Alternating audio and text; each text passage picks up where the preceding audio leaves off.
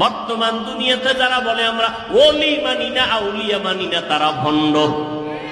তারা কি ভণ্ড? এদের মতো ভণ্ড জমিনে আর কেউ নাই। এরা বুখারী শরীফ মানে না, কোরআন শরীফও মানে না। যারা বলে আমরা ওলি মানি না, তারা বুখারী শরীফ মানে না। যারা বলে আমরা আউলিয়া মানি না, তারা কোরআন শরীফ মানে না। আলা ইন্না আউলিয়া আল্লাহ লা খাউফুন আলাইহিম ওয়া লা হুম ইয়াহজানুন আল্লাযীনা আমানু ওয়া কানু ইয়াত্তাকুন।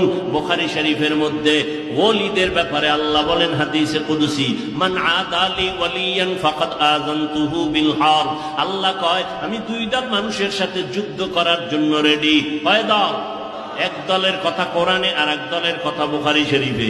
কোরআনে বর্ণিত দল হলো সূরা বাকারা 275 নম্বর আয়াত, ইয়া আইয়ুহাল্লাযীনা আমানুত্তাকুল্লাহ ওয়া যারু মা বাকিয়া মিনার রিবা ইন কুনতুম মুমিনিন। যারা সুদের সাথে জড়িত এদের সাথে আল্লাহ যুদ্ধ করার জন্য তৈয়ার। বুখারী শরীফে আল্লাহ ওই দ্বিতীয় দলের কথা বলেন, যারা ওলিয়া উলিয়ার সাথে বেয়াদবি করবে, দুশমনি করবে। আল্লাহ কয় নবী জানায় দেন আমি তাদের সাথে যুদ্ধ করার জন্য তৈয়ার।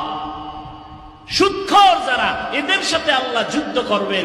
ওলিয়া উলিয়া যারা মানে না, আল্লাহ বুখারীতে বর্ণনা করতেছেন আমি তাদের সাথে যুদ্ধ করব। এই জন্য বললাম যারা ওলিয়া